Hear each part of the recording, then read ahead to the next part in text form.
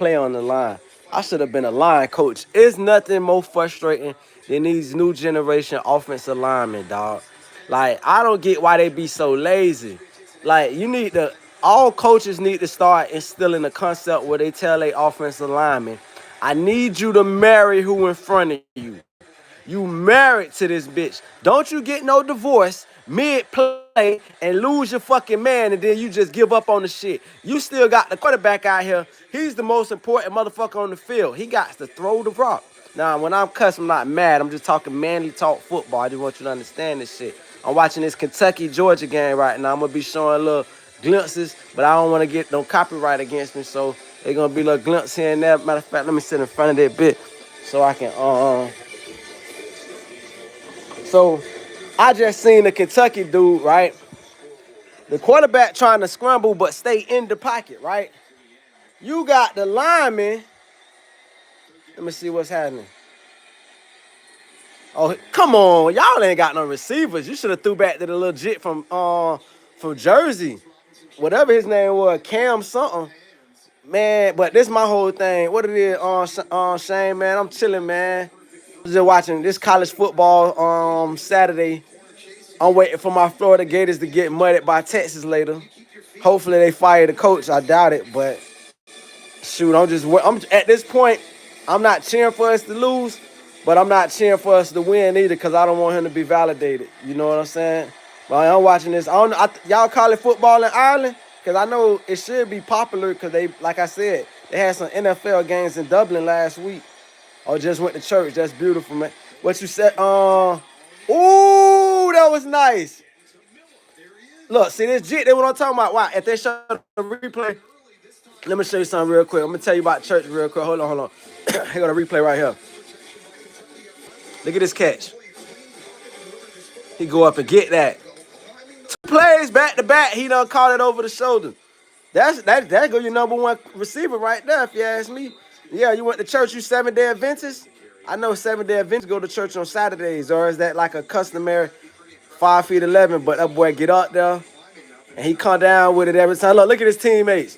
Them boys like, oh. I think there's American football in Ireland because I seen let me see. Oh, that's a pass interference though. Because his buddy ain't never turned around. Yeah, what I was gonna say is they do exhibition NFL in Mexico City. They do it in parts of Germany. They trying to spread football, but it ain't as big as spread in basketball because it's real physical. And plus you got rugby. You know, rugby probably like big, especially bigger than football in Europe. You know, and it's a contact sport. But yeah, man, this always been my thing, man. You know, college. I had got off of college football for a couple years because my Gators been so sorry. I like this team called Florida Gators. They so trash. It's hard to really look at other teams have success, and my team is year in, year out horrible. You feel me? Same thing with the NFL. I like the Raiders, Oakland Raiders, the Las Vegas Raiders, and they trash. So it just make it hard to watch the sport. But this year I've been into it. I've been getting back into it, just enjoying it as a consumer. You feel me? Yeah, man, you had a good time in church, man. What they talked about? What they talked about in church? Oh, he got up out of there. I see that text, okay, boss. So I'm gonna get back to my point. My bad, Shane. I'm locked in on the game. Let me talk about this offensive line, y'all. Offensive linemen need to stay on the quarterback, man. You is his bodyguard. You is Secret Service. He's the president. You cannot leave him alone. You can't let your man beat you and then you like, oh shit, well he just beat me. Hey, quarterback, you gotta scramble. Bitch, you need to go chase your man down and get on his ass. Because the quarterback scrambling trying to buy time to prolong the play. And you sitting up there just looking at the quarterback scramble. I just seen a offensive lineman, he was a right guard. The right guard not only got beat on the play by his man, the quarterback sidestepped the defender. And the right guard, instead of chase his man down, he tried to double up on the nose tackle. The center already doing his job. The center's got his man under control. Go get your man that you just let in the backfield with me, fam. And then the other thing that get me with offensive linemen, these new offensive linemen, bro. Okay, the one thing that get me with now they held up on that play. I ain't gonna lie. The older I get, I be watching offensive lineman mode. Usually when I growing up, I always watch the like special positions, the receivers, the running back. These days, I like to see the battle in the trenches. That it'd be like a whole wrestling match, a real heavyweight fight if you look at the battle in the trenches. And I hate to see somebody just give up on the play, bro. Like for instance, if I'm a running back, my favorite running back of all time, Priest Holmes. So Priest Holmes used to do this thing where he'll hold on to the back jersey of his blocker, and he'll kind of like shift him. Like if I want you to block to your right, he'll hit him on their left side, like tap him, like get him. He wants you to block to the left, he hit you on your right side, and so he just send you in the way. Like that's your job, nigga. You supposed to be a bodyguard. Cause I'm running with my bodyguard. You can't be behind me. I can't. No, that's crazy. Like the blockers act like they prima donna, bro. Your job is to get dirty and break heads out here. I don't need a quarterback to be scrambling and then the blocker done went 5 yards. Nigga, run with me the whole damn play. If I gotta shake this guy until I hit the ground. Run and they go to the receivers too. I'm gonna get on receivers, but I'm gonna get back on the line and make a quick point about receivers. When it's a little quick route, like a little quick little receiver block route or a receiver screen, they call it a receiver screen, like a running back screen. They got receiver screens. In a receiver screen, and your job is the primary block as a receiver. I don't need you on no prima donna like, oh, I ain't get the ball, so I'm gonna just do a half-ass or standing there just looking crazy, like you giving up the play, like they know it ain't gonna be no play for you because you looking at me. I need you to get down here and block, sacrifice your body. I need you to push this line like the tush push. I hate when I see a running back doing. Running backs got the hardest.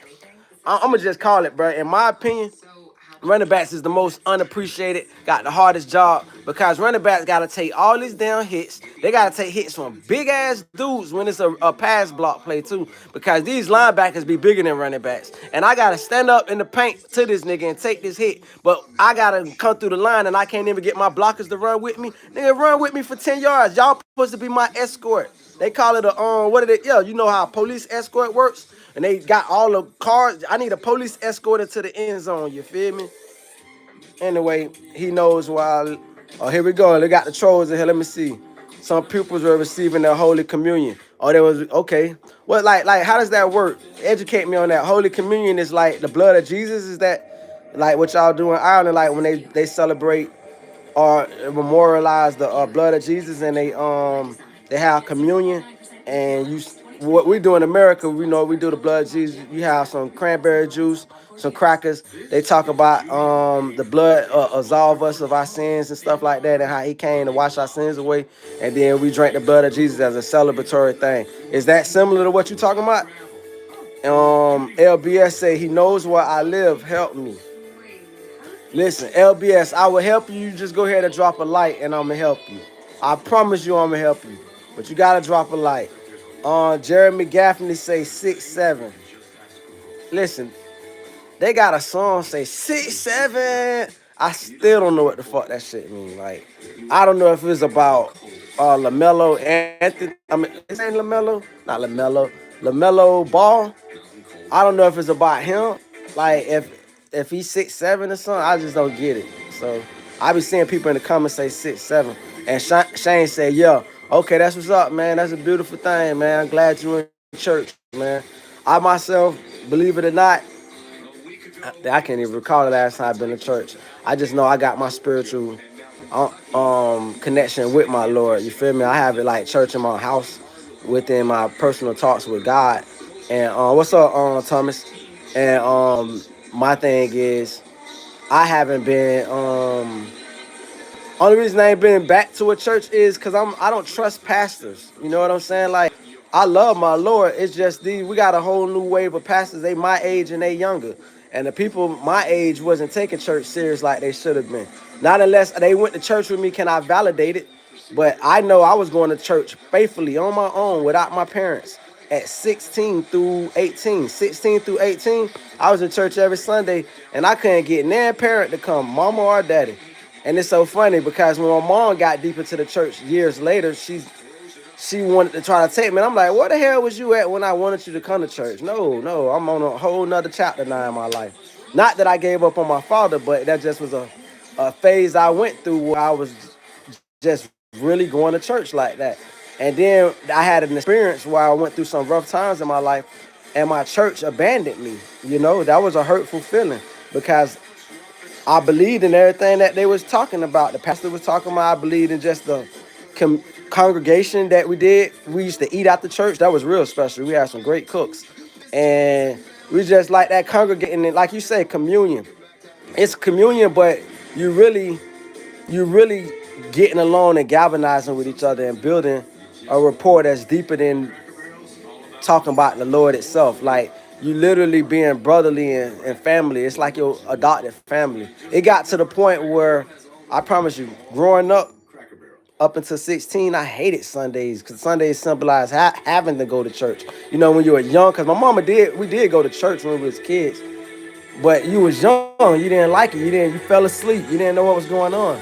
So by the time I was 16, I was looking forward to Sundays. I was like, I can't wait to Sunday.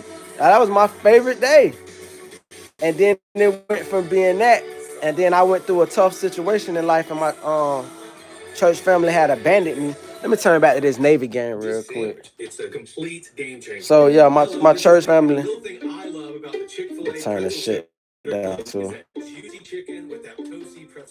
Let me see. What else who else playing right now? Michigan beating up on Wisconsin. They pretty much won that. I seen a Navy game on, but I turned from the Navy game because they did something stupid, which was they had a field goal kick on commercial and they come back with Navy up 3 points. Who in the hell plays commercial when the football game is on TV? Like, when did the commercials come more important than the actual game? I thought we watched the game and then we catch the commercials who pay to get advertisement. The football ain't paying to get advertisement. Y'all paying them to be on y'all TV screen. So I turned and protest, but now I just turned back. Who got the ball? Navy got the ball. 4th and 1. Let's see. This might call a game. Yup, that's game. Air Force out of timeouts. Yup, that's game. So Navy gonna go 5-0. Yeah. So let me show. I'll show the replay. I don't want to get no copyright on this shit, but shout out to Navy, man. Air Force be balling too. For the most part, Air Force usually have a great record every year. Hold on, here go the. This was the game. This was for the game. They ran a bootleg.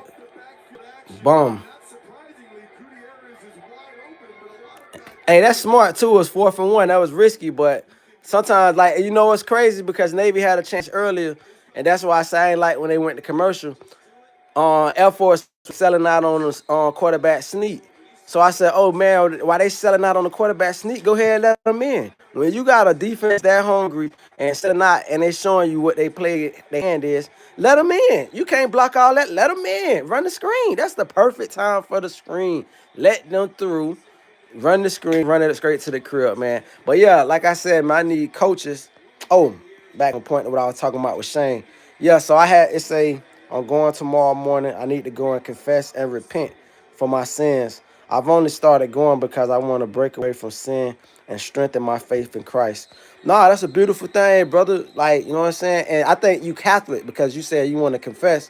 And that's Catholicism, I believe, that do that. I always I don't know what show that is. I don't know if that's Everybody Hates Chris. No, that's the Bernie Mac show. I always thought that was a funny scene with Bernie Mac where he talked to the priest or whatever, and the priest be always like devious behind there and stuff like that. And but I like the concept. You know what I'm saying? I think that, believe it or not, because I'm not like Catholicism, I wouldn't diss it, and I say it's for, your religion is whatever person's religion is, whether it be Jehovah Witness, Seventh Day Adventist, Pentecostal, Baptist, Evangelist, all that stuff. I think everybody can draw something from each one. So, for instance, right, that's why I said, oh, that's what's going to lead up to my next point. My next point was going to be, if I ever was to enter a church again, it'll be my own church, because I think that we have room for a religion that uplifts Christ, but also incorporates everything like a super religion. So, for instance, right, because I done been to a lot of different denominations. I done been to synagogues. I done been to with Muslims. I done been to church with Jehovah Witness. I done did it all. in my search and my quest for my Lord, because that's what you're supposed to do in life. You're supposed to seek God, right? So as I was seeking him, I'm looking in different places for him. And with that said, what I liked about the Jehovah Witness Church, first of all their properties is super clean. They invest back into their churches. You will never go to a dirty looking Jehovah Witness church. They lawn gonna be well manicured. The building gonna be new. There ain't no paint rusting off. You know where their money is going back into that church. That's the first thing. Second thing is they don't pressure you. That was their biggest attraction for me, which is they might have pressured you to come to church, but once you there, they don't pressure you for no money. Ain't no offering here, offering there, no way. And I like the construct of how they do. I don't know if you ever. I'm gonna tell you how Jehovah Witness do. When they go through the Bible, they have a Q&A. It's not a just I'm gonna preach to you and preach to you and preach to you. No, I'm gonna make sure you're actively taking in what I'm saying. You know what I'm saying? So they'll read a passage and then they'll go through the audience and you raise your hand like Bible study. And they really study the Bible. See, that's what I like. I like room for interpretation. Allow me to the rebuttal you a little bit, not be a contrarian, but allow me as a constituent or whatever you want to call it, a church. Allow me to say, hey, pastor, but what about this? Because my opinion might be the majority opinion in the church, in the pool. But you never gonna know as long as you just keep preaching us and preaching us. Maybe I have the majority opinion. And so I need you to be able to say, dang, I never thought about that. Literally live in real time. And let's learn this Bible together. Let's learn how to be better and grow within God. Not you just one man telling us how to live, because behind scenes, you might not even be living like that. So that's what I always thought was dope about Jehovah Witness, was that they make it a Q&A, a question and answer. It's not just preaching. They get you involved and want your understanding. So I thought that was cool, and I like the fact, like I said, they don't pressure for no offering. So I will incorporate that with my church. If I was to have a church, it would be donations only. It ain't no pressure for offering because it's tax free. So it's like donations only. People gonna be compelled to give, and they probably compelled to give more when you're not pressuring them. You know what I'm saying? Genuine people. And so let me see what else game on real quick. Hold on. So this going off. I think that Vandy Alabama game come on, man. Now I can't wait to see what Vandy quarterback gonna do. Vandy undefeated right now. Virginia just scored on Wake Forest. Yeah, but they got some bad records. I don't want to see them. Let me see some.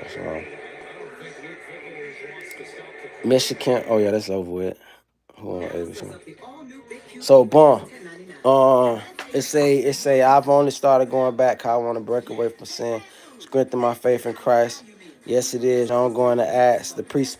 Oh yeah. So the other part I would incorporate is I would have Baptist church doing similar to Catholic church as far as confession. I do believe that should be a one-on-one. I don't think Baptist pastors make themselves available to the congregation on a one-on-one as much as they could. Like Baptist pastors are almost like rock stars. They come into church for an hour or two. You see them when it's time for them to preach, and then they go on right after church. You know, the church might hang out together. I'm talking about in the Baptist community. White up. I can't call for white because I've only been black churches my life, but I'm assuming white Baptist church do the same thing, which is everybody, the band leader, the choir director, everybody who the usher, the intercessor, everybody who got a role in the church communicate and congregate at the church. But the pastor is almost seen as if this mystical figure or like a king, or you just can't approach him. They almost seem unapproachable. So I think that if black Pentecostal, Baptist, and all that churches incorporated that one-on-one time like a Catholic can go to, they preach and confess, because people would be more inclined to. One of the coolest parts about my church when I was going there, we had one white guy. It was a black church, but we had one white guy, and he just so happened to be a psychologist. That was his career. So me and the white guy, I would literally chop it up with. His name was Brother Thomas, super cool, and I just talked to him. Like I felt, it's so funny. I felt he was the only one in the church that really knew me, because I keep it real with him. Like real. It was like free counseling session. I could keep it all the way real. I could cuss when I talk to him. And so, that was super cool. That was a super cool time of my life. Let's say, oh my bad. Romero said hi. S said hi. Wow, what's going on? Blessed, watching football game, talking a little bit of religion with my homeboy Shane. You know what I'm saying? Grayson said, shot me out. What's up, Grayson? Cool, and hope you're having a great day, man. Shane say, I study the Bible when I get one. And we have donations in our church, but I didn't have any money to give. And that's cool. But see, that's my thing, right? The most embarrassing thing for me when I was a kid was when I went to church with $1. Because, my mom gave me $1 to go to church or whatever. Sometimes she give me two. Sometimes I might, like, I know it's snacks after church. I'm going to give you $1, but I might want to save $1 for a snack after church. But so when they hit me up for 2 donations, it's like, wait a minute. I came too early. And they literally have you deciding what time you finna come to church. Because you like, man, I don't want to catch that first service because they going to have a first offering. It's like, how many offerings do you need? And then you start seeing how they misappropriate the money. And it's like, nah, man, I can't do this, man. And so that makes a person feel bad because I remember like people putting $5 in the offering. I remember when I got a little older and I got a job, I called myself trying to look good and put five because I couldn't compete with the older ladies. Older ladies be putting $20 in, $10 in, and then they'll put their tithes in. I'm like, man, you think I'm finna put $20 in all? You lost your mind. I'm finna drop these hot fire because I know I'm finna eat some food, especially when it's church cook. So I'm gonna eat some food. I'm paying my little whatever, but I don't pay to see God. I never believed in that. So, you know. Anyway, just guess what I got in front of me right now. You know what I'm saying? If you got a mailing address, I will mail you one. My baby mama had left this here, so it's kind of is special. But if you legit about it, you know what I'm saying? Let's read a look. You got anything you want me to read out of it? I gotta be careful as I watch this football and hold this Bible. See, right now my Gators ain't playing, so I feel good. But I don't know what could come out my mouth, and I don't want to curse myself. But hey, Shane, if you're still with me, man, let me know your favorite what chapters are you interested in that you become. It said church tomorrow starts at 11. I'll go at 10 to talk to the priest. Oh, that's cool. You get to talk to him before it start. That's cool. Yeah, man. You got any books out the Bible that you like? They call each chapter a book. So like you got Psalms, Proverbs, Chronicles, Kings, Samuel, Joshua, Deuteronomy, Numbers. They ain't read Deuteronomy in forever. I forgot about Deuteronomy. But that's an old school Bible. My favorite one, I've been stuck up. See, I'm the type of person, I'm very repetitive. So when I get stuck on something, it's sort of like a song. If I listen to a good CD, I wouldn't even know it's a good CD when I hear the first couple songs I really like, because I ain't gonna even give the other ones a chance, because I get stuck on it. Same thing with the Bible. I've read the whole Bible 2 or 3 times, but what I'm stuck on is the Book of Ruth, um, and Samuel, the Book of Samuel. Like I read other little parts every now and then. Nah, I'm lying. The Book of Ruth and Samuel. Second Samuel being my favorite prayer. I recently got into Acts, I believe, or was it Numbers? It was one of them. So I need to buy a Bible. Man, your church should be able to provide a Bible. You go there, most churches have Bibles there, and somebody from the church, try to see if you can get one for free at first, because the Bible should be something for free. You feel me? Like, nobody should have to buy a Bible. That this is the instrument in the book of life. You know, why should we have to buy a Bible? What? But are you aware of any chapters, any books? I want to read something from a book. Matter of fact, let me read you my favorite prayer. I'm gonna read my favorite prayer.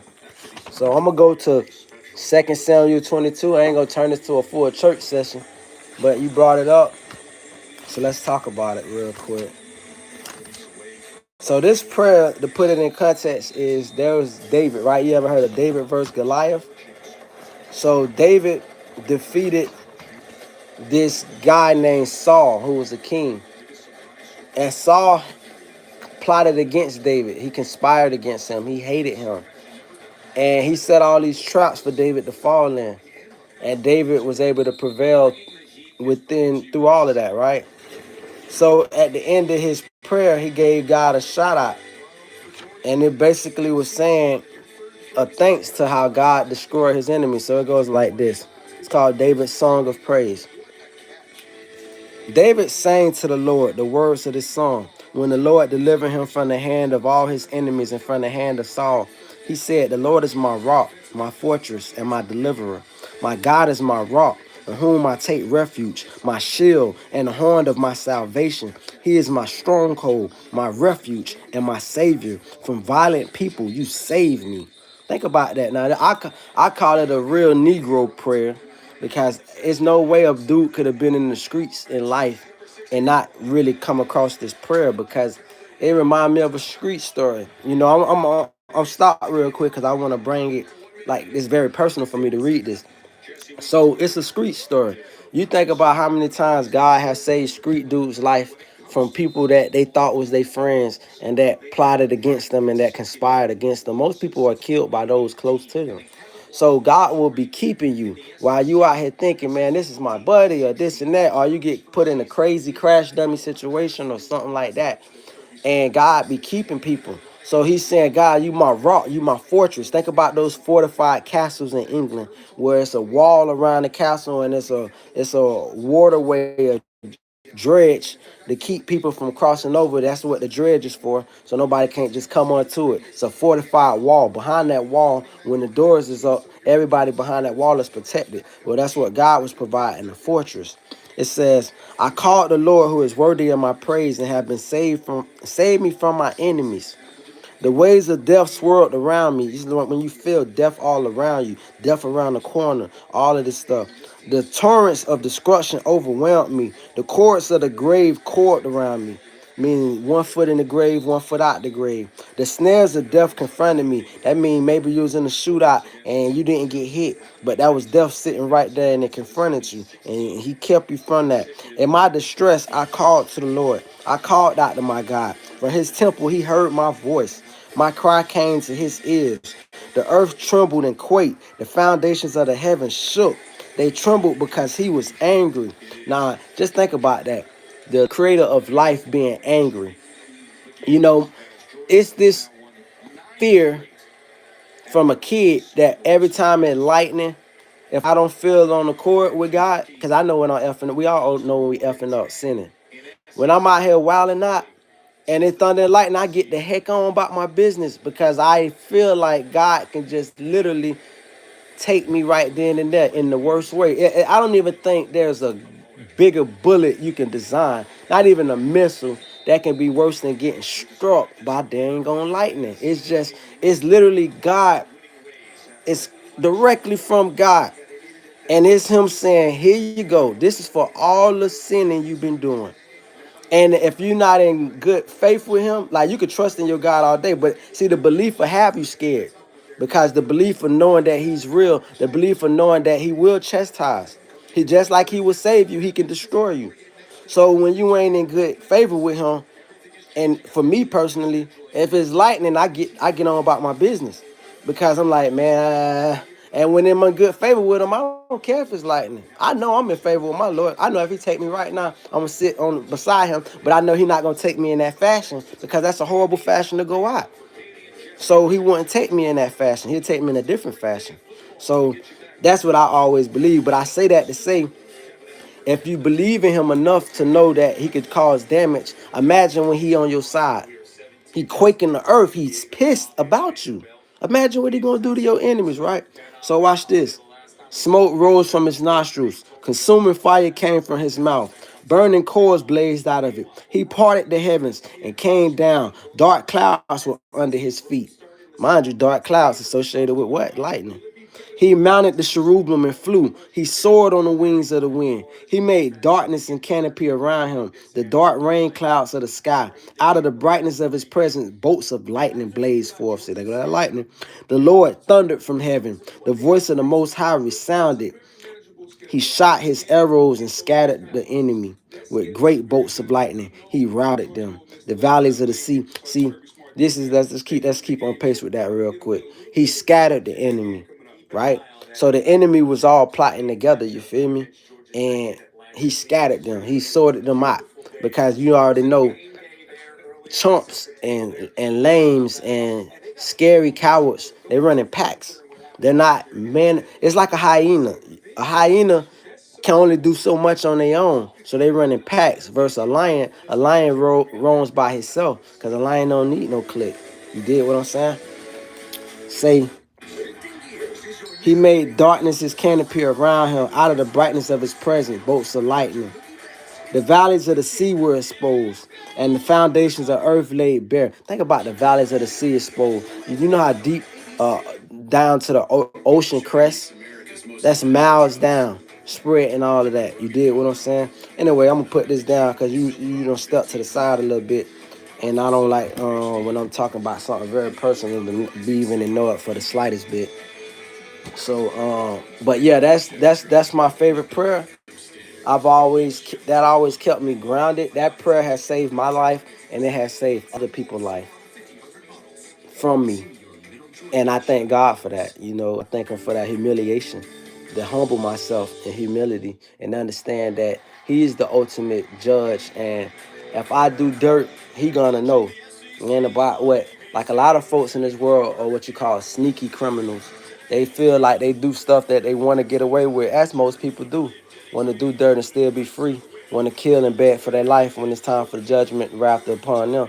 So but when you in connect and you locked in with your father gets the final say. And this quarterback, boy, I want to see what this kid can do. He got moxie, he got swag. He remind me of Johnny Manziel. That's really who he remind me of. Vanderbilt quarterback. He remind me of Johnny Manziel. I really think, now that I just said that, I don't know if I like Alabama in this game. They ain't Alabama, but I think Johnny Manziel, I don't know if he beat them in Texas or if he beat them in Alabama. I want to say he beat them in Alabama. But this kid remind me of Johnny Manziel. He got poise. This Vanderbilt quarterback remind me of how the quarterback really can be the difference maker. I know it's a team sport and all that, but if you got a quarterback, that's the unaccounted man right there. Everybody got to guard somebody. You know what I'm saying? Like the quarterback is unattended. You can put a spy on him, but now that's just a one-on-one for somebody to get beat. And so it's like, if he know what he's doing, the right quarterback know what he's doing, he can pick you apart with mediocre guys. Only thing his guys need to do is be able to catch the ball. The quarterback gonna throw you open. You ain't gotta be the fastest. Jerry Rice was never the fastest. Quarterback will throw you open. He can throw that back shoulder fade that the defender can't get to. It's all those different unique throws that he's able to make on the run, in the pocket, knowing when to scramble, not just scrambling for nothing. I hate knowing how I just seen the Navy quarterback did, knowing not to take a sack, knowing I got a receiver in the area. Let me get rid of the ball. The worst thing you ever want to do as a quarterback is take a sack. The only kind of sacks that should exist is sacks from the blind side, where you didn't see it coming. Ain't no way you seen it coming and you didn't make the provisions to just throw the ball to a close receiver, throw it in the dirt, or overthrow him out of bounds. Like, taking sacks is just horrible because that kills the drive.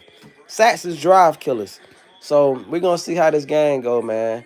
I believe, matter of fact, why they do their pregame, let me see what other games on real quick.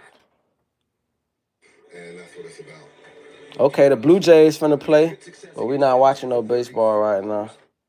My Marlins ain't been good in a long time, so that's what stopped me from watching baseball, because I like the Marlins, and that's the most mismanaged team ever.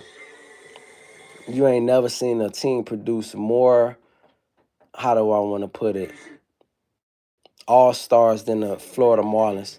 And that's another thing what turned me off with the Florida Marlins. They changed their name to the Miami Marlins, and that just sunk me. I'm like, wait a minute. I grew up off the Florida Marlins. How y'all gonna say all the Miami Marlins? So many people from Broward, so many people from Palm Beach drive to Miami to go to the game. That's like the Florida Panthers all of a sudden changing their name to the Miami Panthers when they play in Broward County. Like, it just makes no sense. I think the Florida Marlins need to do a rebranding and go back to the F on the cap. To me, that Florida Marlin hat was symbolic to the Yankee fitted. Imagine that the Yankees changed their name to the Brooklyn Yankees. You know how many fans they'll lose? They represent the state of New York, not a city in New York. So Florida Marlins, I need y'all to tighten up. Go back to represent in the state because technically the Tampa Bay Devil Rays that had way more success than y'all in recent history. Let me see. Who is this? UCLA and Penn State. Let me see who I gotta go. I'll go with. I ain't been. Hey, I ain't gonna lie. Penn State finna lose that. I just feel it. James Franklin is a good coach. He did a good job at Vandy. I just don't. I just think like James Franklin. How do you call James Franklin? James Franklin like a chain link coach. What I mean by that is he a guy that's gonna get you the next big coach. You know, he's gonna build your university up to where another coach say, you know what, I could do better with what he got because Penn State put in 100,000 students every year, and I mean every game.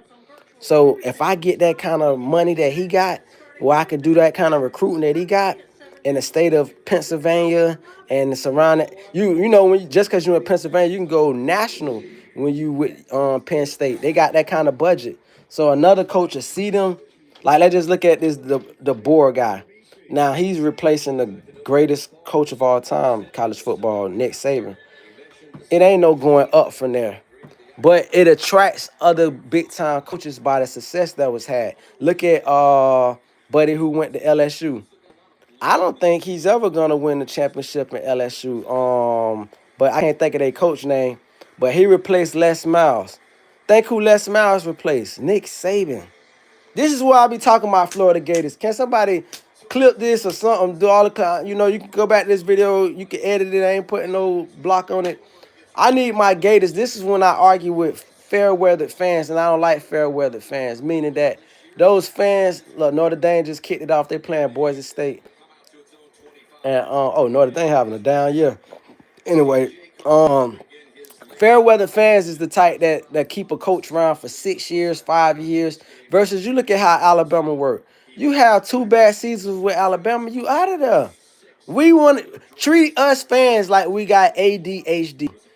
One bad season, okay, we gotta argue with people. Think about it, we having locker room. I mean not locker room. We having water.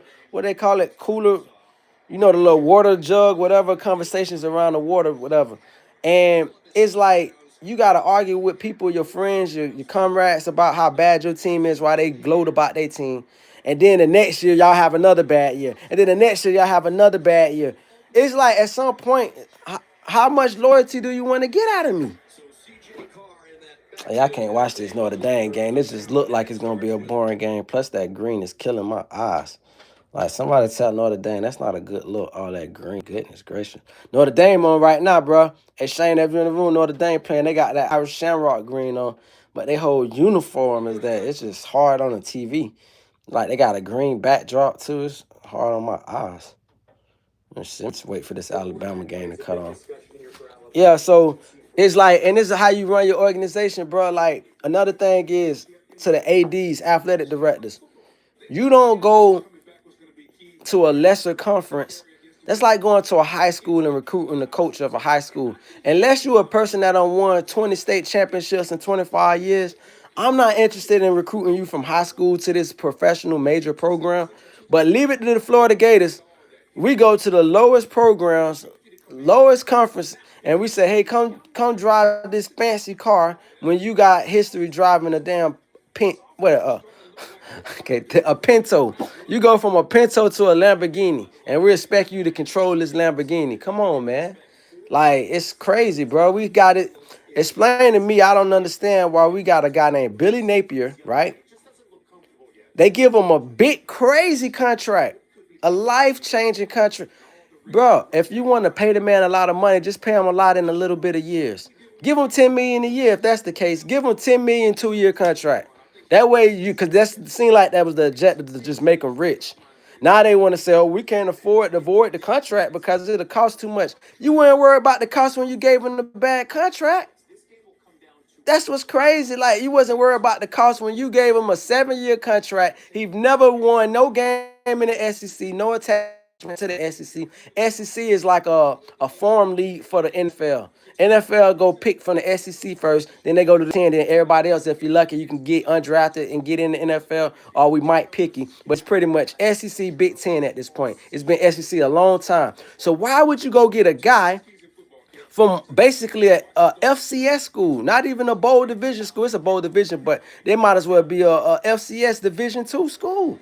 That's like going to get a JUCO coach and say, hey, man, Dry, you finna coach the toughest. Bro, you look at Alabama, bro. Alabama got head coaches as their assistant coaches, bro. They got guys that lose their job in the NFL and come straight to Alabama. That's how you supposed to do it. My goal is to send guys to the NFL. That means I need a staff that is very similar to the NFL. I don't need no YMCA league staff out here. LA fitness trainers out here. Players getting hurt. Players ain't learning nothing. I feel sorry for Anthony Richardson, man. Anthony Richardson came with all that talent, stayed at Florida for however many years he played, and now he riding the bench behind Daniel Jones of all people because he didn't learn nothing in college. Anthony Richardson could have sat out for 3 years after high school and just waited till he was eligible or whatever to be in the NFL. I don't know what the eligibility is if you must play college football, but if there was a certain age that you had to wait, he could have did that. He would have came in the NFL with the same amount of talent that he have coming out of Florida because he didn't learn nothing there. You know what I'm saying? I see you, Shane, bro. I'm just talking about football right now. I'm off for the Bible talk. I don't talk enough about that. No disrespect, but I don't talk enough about it. It's football Saturday over here, and then I'm gonna talk that Bible talk later.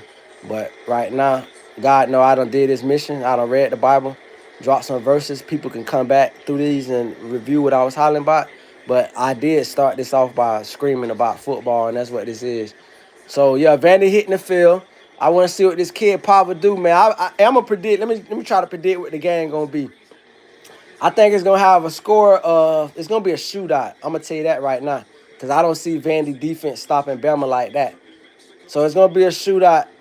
I'm gonna call it to be 42. Ooh, that's big to say 42. But I got a feeling Jit gonna have a coming out party. Let me see. 42 is what? 7 and 5 is 35. 7 and 6 touchdowns. So that's 6 touchdowns, no field goals. Hell, it might even be 45. All right, I'm gonna call it 41. I'm gonna call 5 touchdowns, 2 field goals. So that's 41 for Vandy. And Bama, I'm gonna call like 4 touchdowns. That's 28. I don't feel like Bama gonna kick a lot of field goals though, because I feel like they gonna disrespect them and be like, "We home. Who is them? Let's just go for it." But if Bama play conservative, that's 28. I see Bama making 2 to 3 field goals, so that's 9 points. That's 37. So that's 37-41. That's a final score of 37-41 on Vandy. So book it. 40, 37-41 in favor of Vandy. Vandy quarterback. I don't know if all of them are going to be passing touchdowns, but I think Vandy putting up 5 touchdowns on Bama and 2 field goals. And I think Bama putting up 3 field goals and 4 touchdowns. That's how I feel. So that's what we're going to see, man. It's definitely going to be a shootout, though, because I don't see Vandy. I don't see Alabama having a tough time like they did last week with Georgia, even though they won against Georgia. Come on, that's Georgia. And that's what I'm talking about as a Florida fan too, bro. That's the aggravating part, bro. I'm a diehard Florida Gator fan. And to sit here and I seen the come up. Imagine running track. I don't know if you ever raced anybody, but imagine being in front of them. Nothing worse than you being in front of somebody and you just hear and it's steady catching up and you running your heart out and you look over your shoulder, they getting close. Next thing you know, they neck and neck with you. Next thing you know, they in front of you. Next thing you know, they looking back at you like, yo, there's nothing worse. It's nothing worse. That's how I feel watching Alabama come up. I remember in 07 with the Gators, right? We was the only team in college history to win a national championship in basketball and football the same year, right? We did that.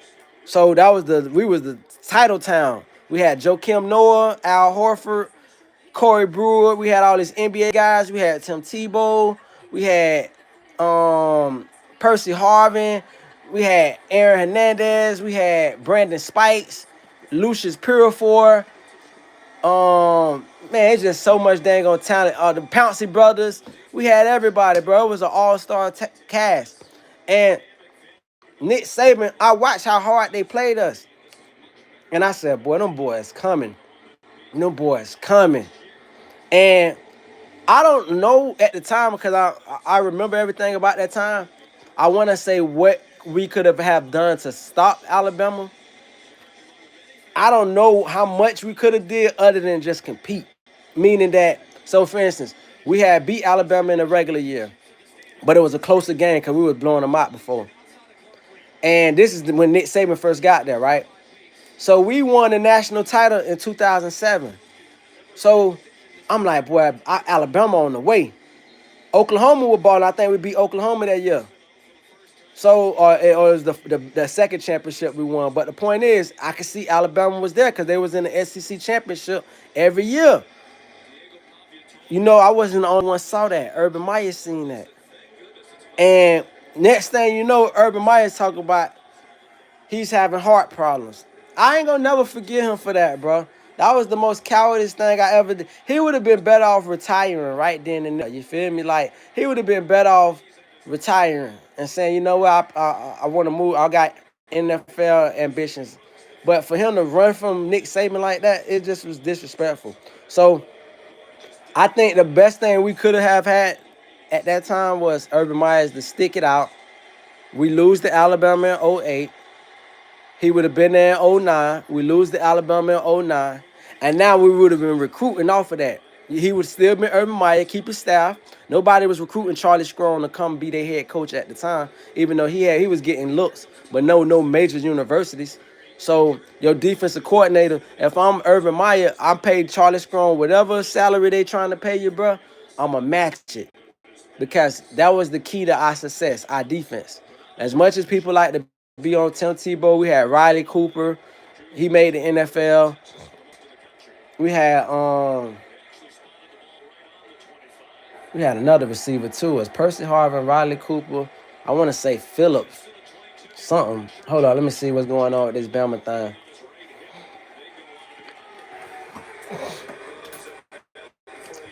They ran a read just now. Read option.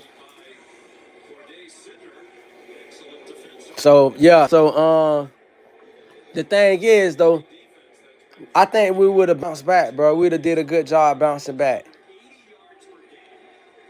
We definitely would have did a good job bouncing back, but let's see what we got going. 2nd and 9. Bama got it on their 23rd yard line. We do a sweep, halfback sweep. They just ran for the first down, halfback sweep. O-line dominating. They letting their O-line establish their presence early in the run game. That's how you're supposed to do it. Listen, you don't come out throwing it the first 2 downs or throwing it on the first down and then trying to run it on 2nd 10. First down should almost always be a running play. And 2nd down running play should be predicated on the yardage that you already got. 3rd, you can chance it. You can say if it's 3rd and 4th, okay, we could call us a passing down because it's manageable. Right now it's 1st and 10. They take off. And pardon me, I just said that backwards. I just really thought about it. First down don't always have to be a running play. 2nd down most definitely should always be a running play.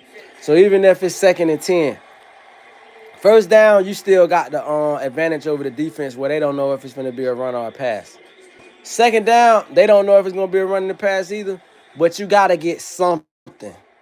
You can't throw for 3 straight downs. This should never be a possession where you throw for 3 straight downs. You don't know football if you think you just going to take the field and throw. This ain't no like video game. Video game, you do that. Real life, out of these 3 downs, 2nd down or 3rd down, if it's 3rd and short, depending on how much confidence you got in your running back, has to be a running play. And these days, third down is a passing play because you ain't going to risk running the 3rd and 3 on a run play. Oh, he wrapped them up. Good job wrapping them up. So, boom. Blue Jays lead Bo Bichetti off ALDS roster. Shortstop is still dealing with knee sprain. Team also leads right-handed starters Chris Bissett. Man, it's crazy, boy. I done fell so far back from baseball these days. The game just ain't the same to me, bro. I think they need to change. I got a rule change for them. They need to buy the ideal I got for them. Matter of fact, I get it out for free. Change the rules completely in baseball. Y'all put a pitch clock in, but that sped up the game, but it ain't make it more appealing. What to make it more appealing is how you come off the field. How you come off the field should be like how we used to play. I forgot the name of that game, but if you stop the ball while the ball's still rolling, or if you catch it, then you replace the hitter. I just think the whole theme of baseball is just done for me at this point. Like, either if you want to keep it a team format, then you can say, okay, the first team that stops the ball 3 times, like 3 outs. So that means if it's a ground ball and you stop it while it's rolling, you feel me? It don't even matter if you throw the person out. You stop it while it's rolling or you catch it. Then that counts as a out. And then that'll shift sides quicker. And it'll keep the game going. But I really think you should individualize it to where you make baseball individual talents. Baseball, when I think about the 3 major sports, football, basketball, baseball is the one identity tied into a team, really. Like, I know they got individual stars who hit home runs, but I think you can make it even more about that if you make it on who can stop the ball, who can get back on offense the quickest, and then who can score the most points. So, for instance, if it's 11, let me see what you got. Damn, well, I ain't watched baseball that long. You got the catcher, you got the pitcher, you got first base, second base, third base, shortstop, and then you got outfielders. So that's 9. So if it's 9 people and it's 18 combined on both sides, Alabama got it on 2nd and 9. I guess that was a screen. They just threw it for like a 4-yard pass. Yep. So point is though, I feel like if you have 9 players on each side on baseball, and that person stops the ball while it's moving, they get a chance to hit. And whoever leaves the end of that game, I guess whoever first to make 10 runs score, the 5 runs score, that's who wins the game. Not the team, but the individual wins the game. I think baseball should be made into an individual sport like that, where we look at individuals as the winner. Who can get back off of defense, back on the hitting, and who can score the most runs off of hitting. And the only way to really score a run is well, it'd be the traditional. I keep the same way. You get a home run, or you can get a hit that didn't get caught in time, like the ball didn't stop. So now it's just about base running from that. That's how I would change the game. Jam Miller, he got the coolest name in sports right now, man. Jam Miller. It was Debo Samuels, now Jam Miller. Ooh, he picked it. Jit got hands. Hold on, I'm gonna get ready to show that pick when they show that pick. He sat back and eyed him almost though. I'm gonna wait for them to throw that. I'm gonna show that replay real quick. I don't want to be showing it before time. I don't know copyrights. That's why I'm showing like 10 seconds at a time, shit like that. But he threw that. He looked. He almost eyed him down. Look, here go right here. All hands right there. Oh, all hands. That boy. So Alabama just got picked off on their first possession. Vandy got the rock. Now, if they gonna guard the pass like that, Vandy, that's gonna force Bama to run more. And I don't know if they can stop Bama run. They ain't proved whether they can stop it yet. But that might change the score a little bit. But I know Vandy finna put up points. I know that for a fact. I think whoever Vandy play all year, you got to beat them in the shootout. That's a fact. This Vanderbilt team kind of remind me of the Rams, the Kurt Warner Rams, the greatest show on turf. You feel me? Well, you know the defense. You didn't know. I can't remember nobody from that defense. Let me see. I remember Pace. Pace was like, I think his name was Orlando Pace. He was a lineman. You had your boy Steven. What big ass running back in that? Was that? No, my bad. That was Kurt Warner, Marshall Faulk, Steven Jackson came later, I believe. I think his name was Steven Jackson, like the basketball player. Um, Marshall Faulk, Torrey Holt, Isaac Bruce. But you just knew they were gonna put up points anytime they stepped out there.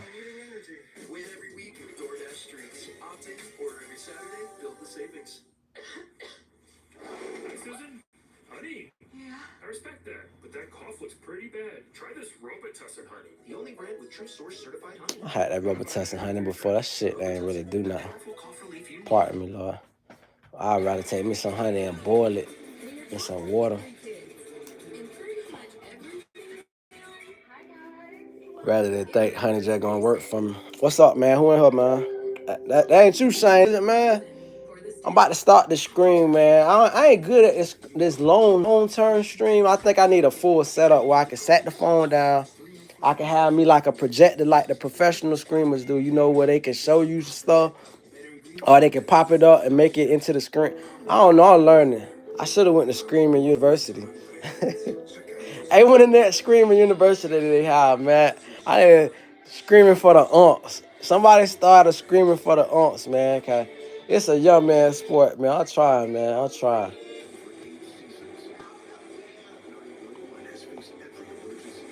Like right now, I'm lacking. I'm supposed to be breezing through with the channels on favorites and doing all this. Here I am turning manually, just so hood, dude. I gotta learn how to what they say, media train myself. The whole nine, dog. All right, so Vandy got it back on their 7-yard line. They're in the shotgun right now. A little RPO.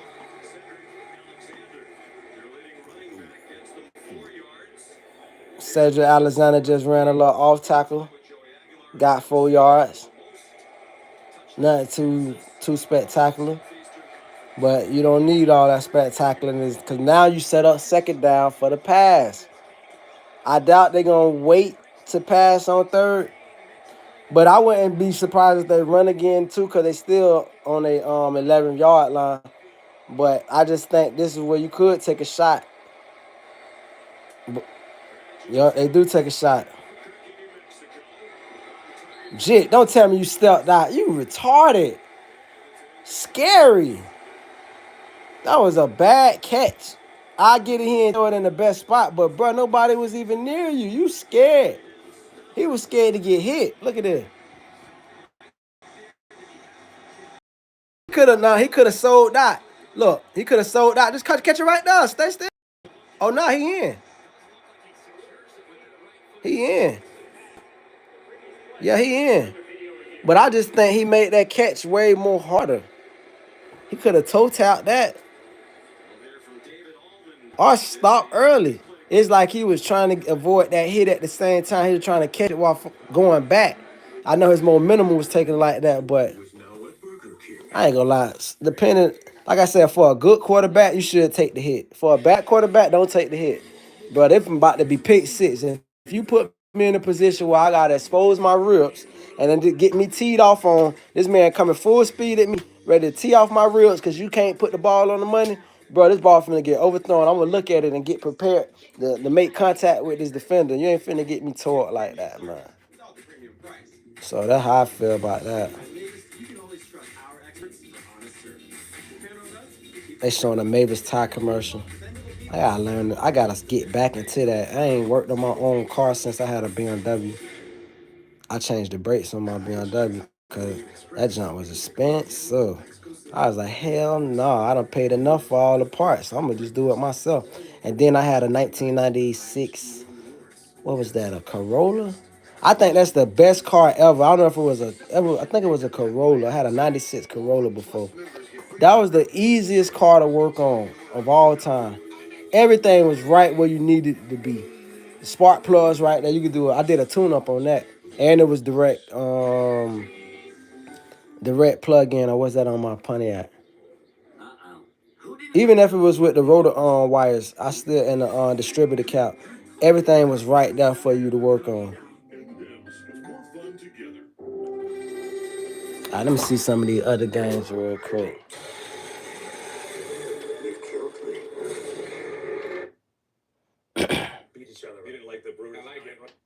Look at Derek Jeter. Derek Jeter, you know, turned Florida Marlins into a laughing stock.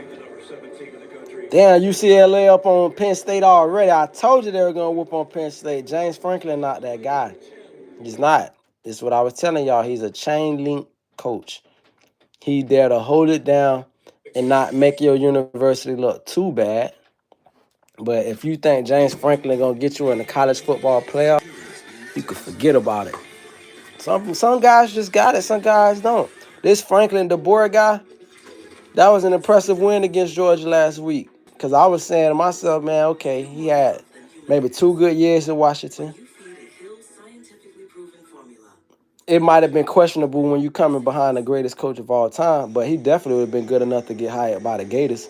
But we don't go out after real talent like that. Not us. No way. We want your FCS coaches, Division 1, Division 3, Division 2 coaches. We want your JUCO coaches. Hell, we might well go get an arena league coach next.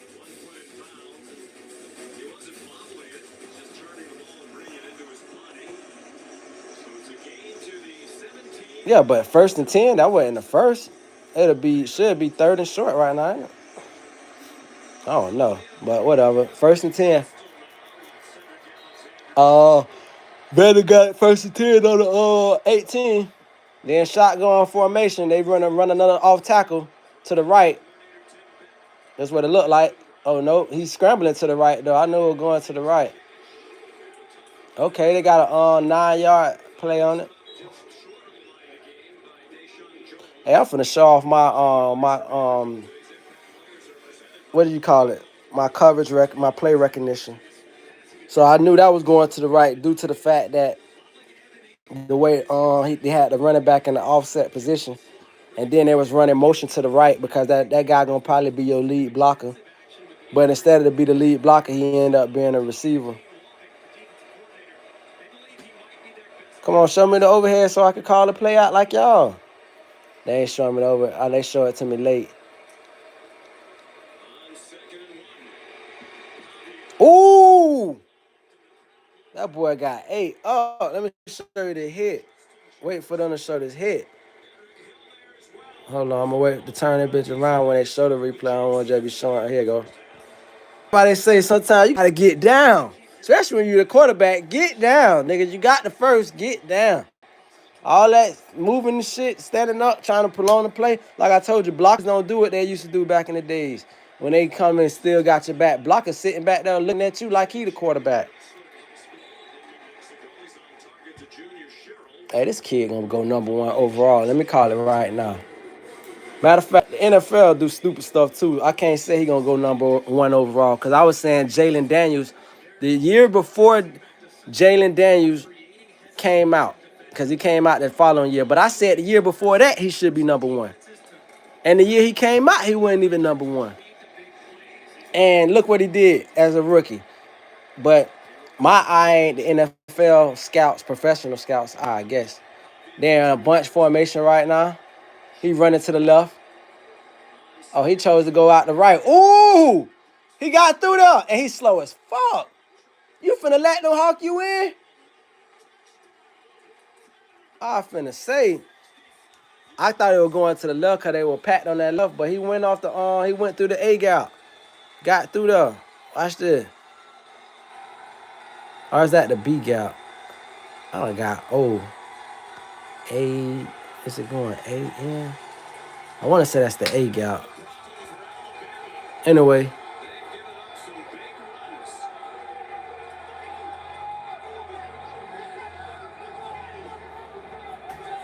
That almost looked like an inside zone run.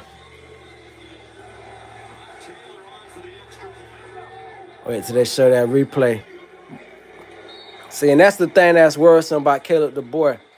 His defense ain't hitting like Nick Saban. The hole, that's the impressive part. Him running.